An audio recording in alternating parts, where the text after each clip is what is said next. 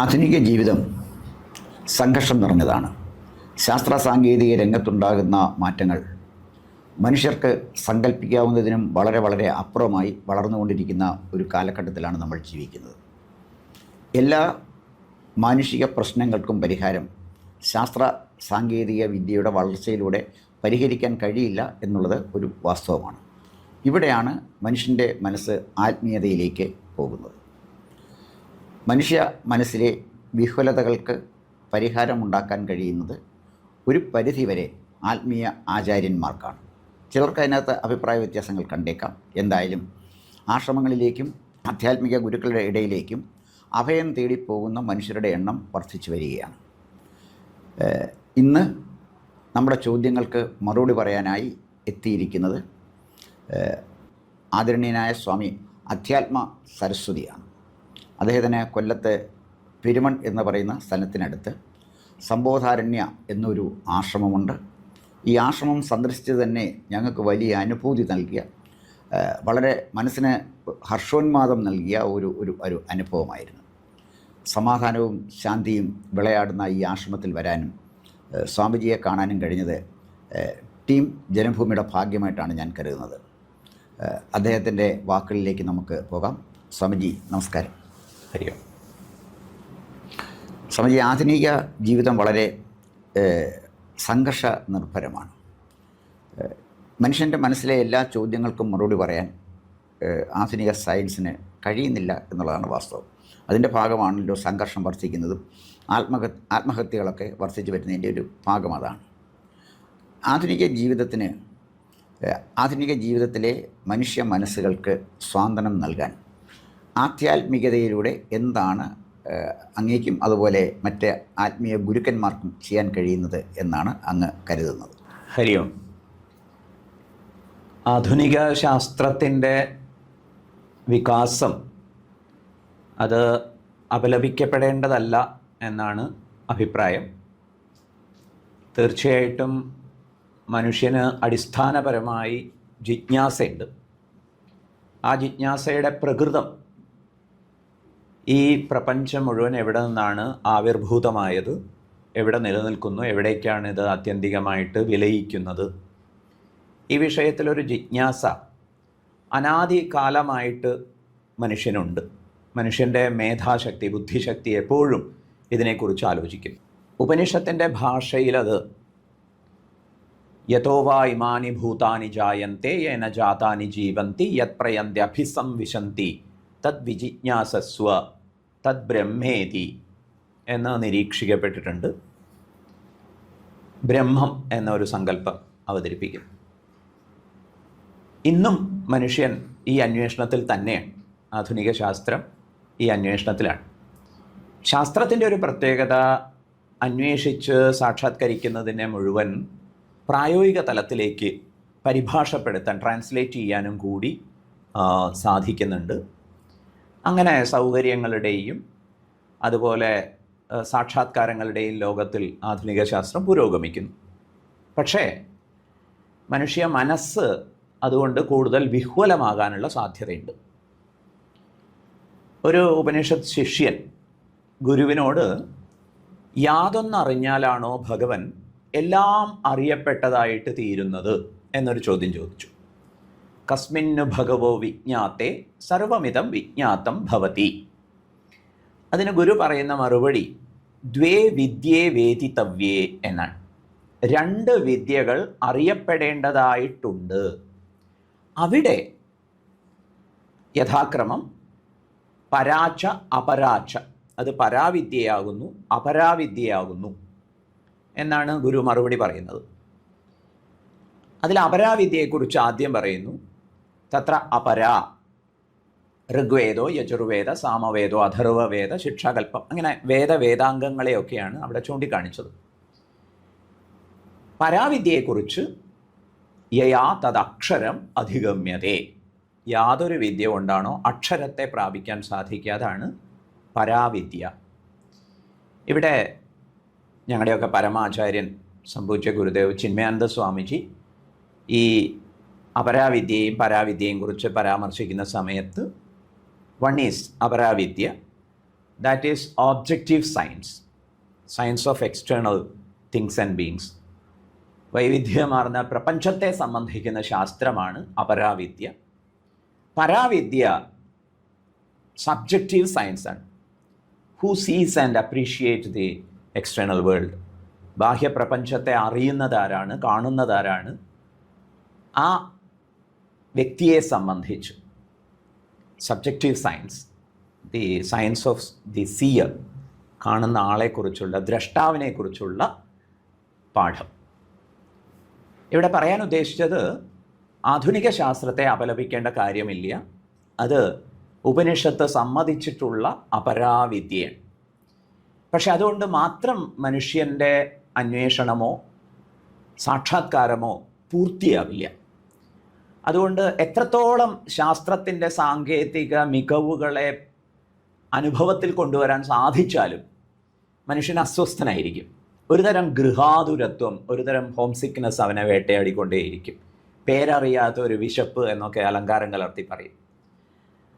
ആരാധ്യയായ യശശരീരയായ സുഗതകുമാരി അമ്മയുടെ ഒരു ഗംഭീര പ്രയോഗം പലപ്പോഴും ആലോചിക്കാറുണ്ട്. ആരാധയുള്ളിൽ പ്രതിഷ്ഠിതയാകയാൽ തീരാത്ത തേടലാകുന്നു ജന്മം. ഒരു രാധാ സോഫ്റ്റ്വെയർ എല്ലാവരുടെ ഉള്ളിലുണ്ട് എന്നുള്ളതുകൊണ്ട് എന്നും ഒരു തേടലാകുന്നു ജന്മം. ഈ ഒരു തേടലിന്, ഈ ഒരു ഗൃഹാതുരത്വത്തിന് പരിഹാരമുണ്ടാവുക പരാവിദ്യ അറിയുമ്പോഴാണ്. ആത്മീയത എന്ന് പറയുന്നത് അപരാവിദ്യക്കെതിരല്ല, ഒബ്ജക്റ്റീവ് സയൻസിന് എതിരല്ല, ഒപ്പം തന്നെ സബ്ജക്റ്റീവ് സയൻസിനും കൂടി അർഹിക്കുന്ന പ്രാധാന്യം നൽകേണ്ടതുണ്ട്. അവിടെയാണ് മനുഷ്യന് ശാന്തി ഉണ്ടാവുക. മറ്റൊരു ഉപനിഷത്തിൽ പറയുന്നു, തരതി ശോകം ആത്മവിത്ത്, the nowhere of the atman. ആത്മതത്വത്തെ അറിയുന്ന ആൾ ശോകത്തെ തരണം ചെയ്യും. അപ്പം ഇന്നുള്ള അങ്ങ് സൂചിപ്പിച്ച എല്ലാ വിഹ്വലതകൾക്കും പരിഹാരം ആത്മവിദ്യ കൂടിയാണ്. അത് അപരാവിദ്യയെ എതിർക്കുന്നില്ല. ഇത് രണ്ടും കോംപ്ലിമെൻ്ററി ആണെന്ന് പറയണം, കോൺട്രഡിക്ടറി അല്ല. അങ്ങനെ ഒരു ധാരണ ആത്മീയതയെ സംബന്ധിച്ച് വിദേശങ്ങളിലുണ്ട്. അത് ഭാരതീയ ദാർശനിക പാരമ്പര്യത്തെയും കുറച്ചൊക്കെ സ്വാധീനിക്കുന്നുണ്ട്. പക്ഷെ അങ്ങനെ ഇല്ല എന്നുള്ളതാണ് വസ്തുത. ഓക്കെ, അപരാവിദ്യയെക്കുറിച്ച് അങ്ങ് പറഞ്ഞു. അപരാവിദ്യ ആർജിക്കാൻ അക്ഷരങ്ങളിലൂടെ മാത്രമേ കഴിയുള്ളൂ എന്നാണ് ഞാൻ കരുതുന്നത്. സയൻസും ശാസ്ത്രവും പഠിക്കണമെങ്കിൽ അക്ഷരം വേണമല്ലോ, ഏത് ലിപിയായാലും. അപ്പോൾ ഈ അക്ഷരം എന്ന് പറഞ്ഞാൽ നാശമില്ലാത്തത് ആണല്ലോ അക്ഷരം. അപ്പം നാശമില്ലാത്തത് അക്ഷരങ്ങളുണ്ട്. അതുപോലെ നമ്മൾ കരുതുന്നു ആത്മാവും നാശമില്ലാത്തതാണ്. വസ്ത്രം പഴയത് ഉപേക്ഷിച്ചിട്ട് പുത്തൻ ധരിക്കുന്നത് പോലെയാണ് ആത്മാവ് മറ്റൊരു ശരീരത്തിലേക്ക് പ്രവേശിക്കുന്നത് എന്ന് പറഞ്ഞു. അപ്പോൾ ഒരു സാധാരണ മനുഷ്യൻ എന്നുള്ള നിലയിൽ എനിക്ക് അങ്ങോട്ട് ചോദിക്കാനുള്ള ഒരു സംശയം, ആത്മാവുണ്ടോ മനുഷ്യനിൽ? അങ്ങനെ ആത്മാവുണ്ടെങ്കിൽ അത് മനുഷ്യൻ്റെ ശരീരത്തിൽ എവിടെയാണ്? അക്ഷരം എന്നുള്ള പ്രയോഗം കൊണ്ട് ആൽഫബറ്റ് എന്ന അർത്ഥമെടുക്കുമ്പോൾ അത് നാശരഹിതമാണ് എന്ന് വിചാരിക്കാൻ പ്രയാസമുണ്ട്. ആത്മാവ് അക്ഷരമാണ്, അനശ്വരമാണ് എന്ന് പറയുമ്പോൾ അതിൻ്റെ സങ്കല്പം തന്നെ എൻറ്റയർലി ഡിഫറെൻ്റാണ്. അക്ഷരത്തിലൂടെ അക്ഷരത്തിലേക്ക് എത്തിച്ചേരാം എന്നുള്ളത് കൊണ്ടാവണം ആൽഫബറ്റ്സിനെ അക്ഷരം എന്ന് പറയാൻ ഇടയായത്. ഏതായാലും അക്ഷരങ്ങളിലൂടെ അക്ഷരത്തിലേക്ക് എന്ന രീതിയിൽ മനസ്സിലാക്കാം. ഇവിടെ രണ്ടാമത് ചോദിച്ച ചോദ്യം, ആത്മാവ് ഉണ്ടോ, ഉണ്ടെങ്കിൽ അത് ശരീരത്തിലെവിടെയാണ്? ഒരു ശാസ്ത്ര വിദ്യാർത്ഥി അയാളുടെ LKG, UKG up to 5th standard 5ാം തരം വരെ പഠിക്കുന്ന ഒരു പാഠം സൂര്യൻ കാലത്ത് കിഴക്കുദിക്കുകയും വൈകുന്നേരം അസ്തമിക്കുകയും ചെയ്യുന്നു എന്നുള്ളതാവും. പക്ഷെ അതിന് ശേഷം അയാൾ സൂര്യൻ ഉദിക്കുകയും ചെയ്യുന്നില്ല, അസ്തമിക്കുകയും ചെയ്യുന്നില്ല, പകരം ഭൂമി അതിൻ്റെ അച്ചുതണ്ടിൽ കറങ്ങുകയാണ് എന്ന പാഠം ഗ്രഹിക്കുന്നു. ഇതിപ്പോൾ ഏത് ക്ലാസ്സിലാണ് ഈ പാഠം പങ്കുവയ്ക്കുന്നത് എന്നുള്ളത് ഇപ്പോൾ ഓർമ്മയില്ല. ഏതായാലും തുടക്കത്തിൽ ഉദിക്കുകയും അസ്തമിക്കുകയും ചെയ്യുന്ന ഒരു സൂര്യനെ പരിചയപ്പെട്ട ശേഷം പിന്നീട് സൂര്യൻ ഉദിക്കുന്നുമില്ല അസ്തമിക്കുന്നുമില്ല എന്നുള്ള പാഠം പഠിക്കുന്നു. ഈ രണ്ട് പാഠങ്ങളും കോൺട്രഡിക്ടറി അല്ല. ഇതുപോലെ ആത്മാവിനെ സംബന്ധിച്ചും നാം മനസ്സിലാക്കേണ്ടതുണ്ട്. അതിലേക്ക് വരാം. ഇവിടെ സൂര്യൻ ഉദിക്കുന്നുമില്ല അസ്തമിക്കുന്നുമില്ല എന്ന അറിവിൻ്റെ പശ്ചാത്തലത്തിലും പക്ഷേ അനുഭവത്തിൽ സൂര്യൻ ഉദിക്കുകയും അസ്തമിക്കുകയും ചെയ്യുന്നുണ്ട്. അപ്പോൾ ഈ രണ്ടാമത് നേടുന്ന കുറച്ചുകൂടി ഉയർന്ന ഒരു നിലവാരത്തിലുള്ള അറിവ് ആദ്യ അനുഭവ നിലവാരത്തെ ചോദ്യം ചെയ്യുന്നൊന്നുമില്ല. ഇത് മനസ്സിൽ വെച്ചുകൊണ്ട് ആത്മാവ് ഒരു ശരീരത്തെ ഉപേക്ഷിച്ച് മറ്റൊരു ശരീരത്തെ സ്വീകരിക്കുന്നു എന്ന് പറയുന്നിടത്ത് അക്ഷരമായ അനശ്വരമായ ആത്മാവിനെക്കുറിച്ചല്ല പറയുന്നത്. അത് ജീവാത്മാവിനെക്കുറിച്ചാണ്. അത് സാപേക്ഷികമാണ്, റിലേറ്റീവാണ്. പക്ഷേ ആ ജീവാത്മാവിൻ്റെ തത്വം അക്ഷരമാണ്, അനശ്വരമാണ്. ജീവാത്മാവിനെ യാത്രയുള്ളൂ, ജീവാത്മാവിനെ ജനിമൃതിയുള്ളൂ. അത് കണ്ടീഷൻ്റാണ്. സൂര്യൻ ഉദിക്കുകയും അസ്തമിക്കുകയും ചെയ്യുന്നത് പോലെ സാപേക്ഷികമാണ്. ആത്മാവിനെ ശരിയായ രീതിയിൽ അറിയുന്ന സമയത്ത് അതിന് ജനനവും ഇല്ല, മരണവും ഇല്ല, പ്രയാണവും ഇല്ല, വസ്ത്രം എന്നൊന്ന് എടുത്തുടുക്കാനുമില്ല. അതുകൊണ്ട് തന്നെ ഉപേക്ഷിക്കേണ്ട കാര്യവും വരുന്നില്ല. രണ്ടും രണ്ട് തലമായിട്ട് മനസ്സിലാക്കേണ്ടതുണ്ട്. അങ്ങനെ വരുമ്പോഴേ അങ്ങ് പുനർജന്മത്തിൽ വിശ്വസിക്കുന്നുണ്ടോ? പുനർജന്മം എന്ന് പറയുന്നത് സൂര്യൻ ഉദിക്കുകയും അസ്തമിക്കുകയും ചെയ്യുന്നു എന്ന് പറയുന്ന ഒരു തലത്തിലുള്ള അണ്ടർസ്റ്റാൻഡിങ് ആണ്. അൾട്ടിമേറ്റ്ലി ജന്മമില്ല, അതുകൊണ്ട് തന്നെ പുനർജന്മമില്ല. അപ്പോൾ എല്ലാം മായയാണ് എന്നുള്ള ഒരു സങ്കല്പത്തിലേക്കാണോ പോകുന്നത്? അതൊരു ഹൈപ്പോത്തീസിസ് അല്ല, അത് കേവലം സങ്കല്പമല്ല, അത് വസ്തുതയാണ്. അതിന് ഇന്നത്തെ ശാസ്ത്ര ചിന്തകളും തീർച്ചയായിട്ടും പിന്തുണ നൽകുന്നുണ്ട്. അതായത് ഒരു പദാർത്ഥം ഉള്ളതാണെന്ന് നമ്മൾ ഫിക്സ് ചെയ്യുമ്പോൾ പക്ഷേ അതിൻ്റെ സൂക്ഷ്മതലത്തിലേക്ക് അന്വേഷിച്ച് പോകുന്തോറും അത് ഇലൂഷനാണ് എന്ന് മനസ്സിലാകുന്ന ഒരവസ്ഥയുണ്ട്. ഇവിടെ ഇങ്ങനെ ഒരു നിഷേധിക്കുന്ന സമയത്ത്, പുനർജന്മം ഇല്ല എന്ന് നിഷേധിക്കുമ്പോഴോ അല്ലെങ്കിൽ ആത്മാവിന് പ്രയാണമില്ല, യാത്രയില്ല എന്ന് നിഷേധിക്കുമ്പോഴോ അൾട്ടിമേറ്റ് ആയിട്ടുള്ള ഒരു കാര്യം അറിയാനുണ്ട് എന്നാണ് സൂചിപ്പിക്കാൻ ഉദ്ദേശിക്കുന്നത്. അല്ലാതെ ജീവിത നിഷേധം ചെയ്യുക എന്നുള്ളത് ഉദ്ദേശമേ അല്ല. ഇപ്പോൾ സൂര്യൻ ഉദിക്കുകയും അസ്തമിക്കുകയും ചെയ്യുന്നു എന്ന് കൺസിഡർ ചെയ്യുന്നത് പ്രാക്ടിക്കലി നമുക്ക് വളരെ ആവശ്യമാണ്. അതുകൊണ്ട് നമുക്ക് ഉറങ്ങാൻ സാധിക്കും, പ്രഭാതത്തിൽ കാര്യങ്ങളൊക്കെ ആരംഭിക്കാൻ സാധിക്കും. പക്ഷേ സൂര്യൻ ഭൂമി സൂര്യനെ വലയം വയ്ക്കുകയാണെന്നുള്ളതാണ് അതിൻ്റെ ഒരു ശാസ്ത്ര വസ്തുത. കുറച്ചു കാലങ്ങൾക്ക് മുമ്പ് ഞാൻ ഡോക്ടർ മുരളീകൃഷ്ണയുമായി ഒരു കോൺഫറൻസിൽ വന്നപ്പോൾ സംസാരിക്കുകയുണ്ടായി. അദ്ദേഹം ഒരു പുസ്തകം എഴുതിയിട്ടുണ്ട്, മരണത്തിനപ്പുറം ജീവിതമുണ്ടോ. അദ്ദേഹം ആ പുസ്തകത്തിൽ പറയുന്നത് മരണത്തിനപ്പുറം ജീവിതമുണ്ടെന്ന്, പുനർജന്മം, അതാണ് അദ്ദേഹം ആ പുസ്തകത്തിലൂടെ പറയുന്നത്. ഞാൻ അദ്ദേഹത്തോട് ചോദിച്ചു, ഡോക്ടറെ യഥാർത്ഥത്തിൽ പുനർജന്മമുണ്ടോ, ആത്മാവുണ്ടോ? അദ്ദേഹം, എനിക്ക് തോന്നുന്നു, എൻ്റെ ഓർമ്മ അദ്ദേഹം ഒരു ഫോറൻസിക് സർജൻ ആണെന്നാണ് എൻ്റെ ഓർമ്മ. അദ്ദേഹം എന്നോട് ചിരിച്ചുകൊണ്ട് പറഞ്ഞു, പ്രൊഫസറെ, നിങ്ങൾ വിശ്വസിച്ചാലും വിശ്വസിച്ചില്ലെങ്കിലും ആത്മാവുണ്ട്, പുനർജന്മവുമുണ്ട്. ഇതൊരു ആധുനിക ശാസ്ത്രം പഠിച്ച ഒരു ഡോക്ടർ പറഞ്ഞാണ്. ഒരുപക്ഷേ ഡോക്ടറുടെ മനസ്സിൻ്റെ തോന്നലായിരിക്കാം, അത്തരത്തിൽ അതിനെ അവഗണിക്കാം, അതല്ലെങ്കിൽ അതിന് സാധ്യതയുണ്ടെന്ന് പറഞ്ഞ് ചിന്തിക്കുകയും ചെയ്യാം. അപ്പം ഞാനിത് ചോദിച്ചതിൻ്റെ കാരണം, ഈ പുനർജന്മം കർമ്മത്തിൻ്റെ അടിസ്ഥാനത്തിലാണോ? അങ്ങനെ ഉണ്ടെങ്കിൽ അപ്പം നമ്മൾ ഈ ജന്മത്തിൽ ചെയ്യുന്ന കർമ്മത്തിൻ്റെ ഫലം അടുത്ത ജന്മത്തിൽ അനുഭവിക്കേണ്ടി വരുന്ന ഒരു പുനർജന്മ സിദ്ധാന്തം നമ്മുടെ നാട്ടിലുണ്ട്, നമ്മുടെ രാജ്യത്തുണ്ട്, അല്ലെങ്കിൽ ഈ ആത്മീയ രംഗത്തുണ്ട്. അതിനെക്കുറിച്ച് അങ്ങയുടെ ഒരു അഭിപ്രായം എന്താണ്? ഒരുപാട് സമസ്യകൾക്ക്, പ്രഹേളികകൾക്ക്, ചോദ്യങ്ങൾക്ക്, കടങ്കഥകൾക്ക് ഉത്തരം നൽകുന്നതാണ് പുനർജന്മ സിദ്ധാന്തം. പല ചോദ്യങ്ങൾക്കും പുനർജന്മമില്ല എന്ന് കംപ്ലീറ്റായിട്ട് നിഷേധിച്ചു കഴിഞ്ഞാൽ പല വ്യക്തികളുടെ ജീവിതഗതിയെയും അവരുടെ കഴിവുകളുടെ ആവിഷ്കാരത്തെയും ഒന്നും വ്യാഖ്യാനിക്കാൻ പറ്റില്ല, അവരുടെ അനുഭവങ്ങളെയും വ്യാഖ്യാനിക്കാൻ പറ്റില്ല. പലരും ചോദിക്കുന്ന ഒരു ചോദ്യമുണ്ട്, എന്തുകൊണ്ട് എനിക്ക് ഇങ്ങനെ, ഞാൻ അറിഞ്ഞുകൊണ്ട് ആർക്കും ഒരു ഉപദ്രവവും ചെയ്തിട്ടില്ല. അതിനുള്ള ഉത്തരം അത് കഴിഞ്ഞ ജന്മത്തിൽ ചെയ്ത കർമ്മത്തിൻ്റെ ഫലമാണെന്ന് തന്നെയാണ്. അപ്പം അതുകൊണ്ട് അത് വളരെ പ്രായോഗികമായിട്ട് എപ്രകാരമാണോ നമുക്ക് പ്രഭാത ഭക്ഷണം വേണം, ഉച്ചഭക്ഷണം വേണം, രാത്രി ഭക്ഷണം വേണം, ഇതൊക്കെ ആവശ്യമായിരിക്കുന്നത്. ആത്മാവിന് വാസ്തവത്തിൽ വിശപ്പൊന്നുമില്ലല്ലോ. അതുപോലെ പുനർജന്മാദി കാര്യങ്ങളൊക്കെ പരിഗണിക്കണം. അത് നമ്മുടെ ജീവിതത്തെയും വിവിധ കർമ്മങ്ങളെയും അതുപോലെ ആത്യന്തിക ലക്ഷ്യപ്രാപ്തിയെയും ഒക്കെ സഹായിക്കും. ഈ എക്സ്ട്രാ സെൻസറി പെർസെപ്ഷനെ കുറിച്ച് സ്വാമിജിയുടെ ഒരു അഭിപ്രായം എന്താണ്? ചോദ്യങ്ങളെക്കുറിച്ച് തന്നെ ഒന്ന് വ്യക്തമാക്കിക്കോട്ടെ. ഇവിടെ ആത്മാവ് ഉണ്ട്, അതിന് പുനർജന്മമുണ്ട് എന്നിങ്ങനെയൊക്കെ പറയുന്ന സമയത്ത് ആത്മാവിനെക്കുറിച്ച് നമ്മുടെ ഒരു സങ്കല്പം എന്തായിരിക്കും? ആത്മാവെന്ന് പറയുന്നത് it is beyond time and സ്പേസാണ്. അപ്പോൾ നമ്മൾ ഈ പുനർജന്മമൊക്കെ പറയുമ്പോൾ ജീവാത്മാവിനെ കുറിച്ചാണ് പറയുന്നത് എന്നുള്ളത് വ്യക്തമായിട്ടില്ലെങ്കിൽ അത് ഏതുപോലെയാണെന്ന് വെച്ചാൽ, സമുദ്രമുണ്ട്, തിരമാലകളുണ്ട്. അതിൽ തിരമാലകളാണ് ജനിക്കുകയും മരിക്കുകയൊക്കെ ചെയ്യുന്നത്.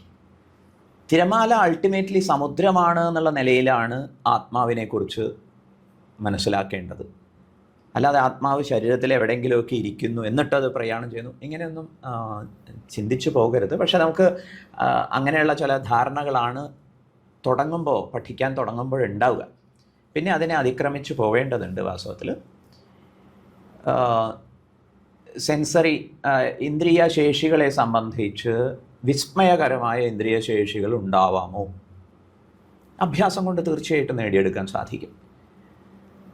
മനുഷ്യൻ്റെ ഇന്ദ്രിയ ശേഷികളെക്കാൾ വളരെ അത്ഭുതകരമായ ഇന്ദ്രിയ ശേഷികൾ മറ്റ് ജീവജാലങ്ങൾക്കൊക്കെ കാണുന്നുണ്ട്.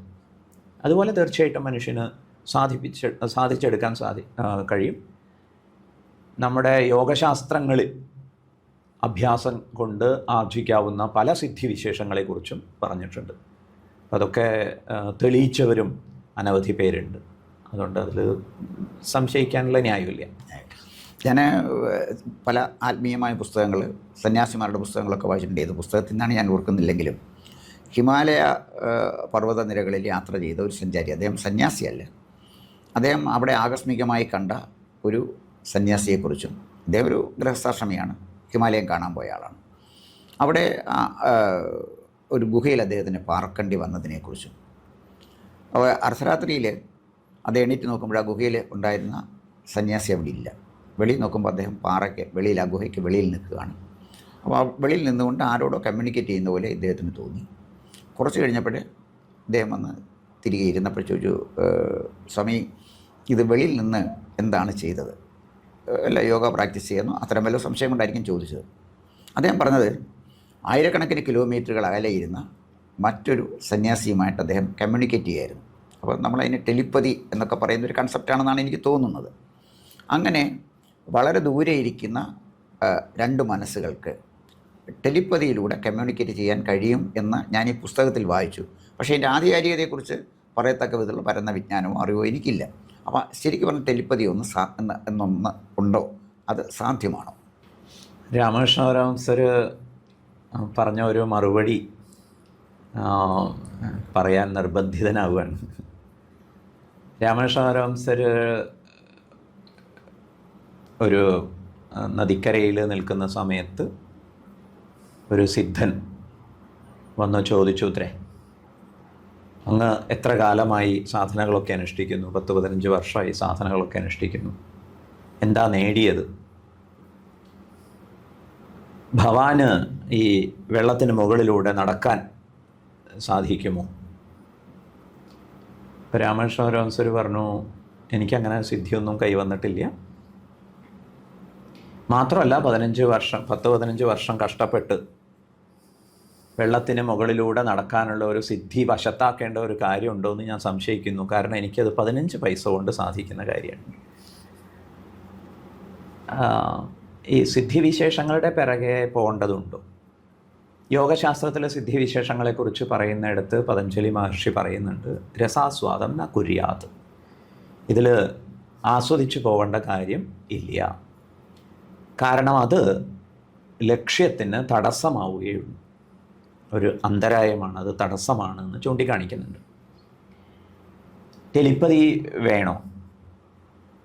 അതിപ്പോൾ ഇങ്ങനെ ഒരു കഴിവ് വളർത്തിയെടുത്ത് സംസാരിക്കണോ എന്നുള്ളതാണ് ഒരു ചോദ്യം. കഴിവ് വളർത്തിയെടുക്കാനുള്ള പരിശ്രമങ്ങളൊക്കെ ഇതിനു വേണ്ടിയാണോ ഇൻവെസ്റ്റ് ചെയ്യേണ്ടത് എന്നുള്ള ചോദ്യം. മൊബൈൽ ഫോണിലൂടെ ഇന്ന് എവിടെ ഇരിക്കുന്ന ആളുമായിട്ടും കമ്മ്യൂണിക്കേറ്റ് ചെയ്യാൻ സാധിക്കുമല്ലോ. അപ്പോൾ അങ്ങനെ ഒരു സാക്ഷാത്കാരം ഉണ്ടാകുമ്പോൾ പിന്നെ ഇതിന് പോകേണ്ട കാര്യമുണ്ടോ? വളരെ ആത്മീയ ജീവിതത്തെ സങ്കീർണമാക്കുന്നതിനോട് അഭിപ്രായ വ്യത്യാസമുണ്ട്. ഇത് വളരെ ലളിത സുന്ദരമാണ്.